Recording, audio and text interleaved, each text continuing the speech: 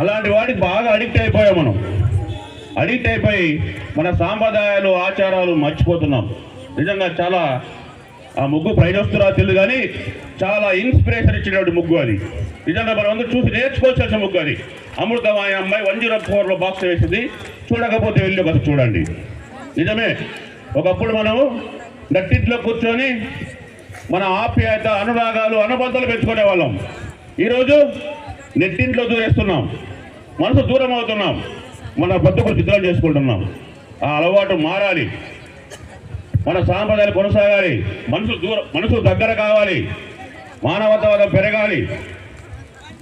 అలా ఆలోచిస్తూనే మనం హిందూపురం నియోజకవర్గం కోసం కావచ్చు, మన కుటుంబం కోసం కావచ్చు, మన భావితరాల కోసం కావచ్చు, కానీ ఇలాంటి కార్యక్రమాలు చేయాలని, అది చేసే వారికి సహకరించాలని కోరుకుంటూ ఈ అవకాశం ఇచ్చిన మీ అందరికీ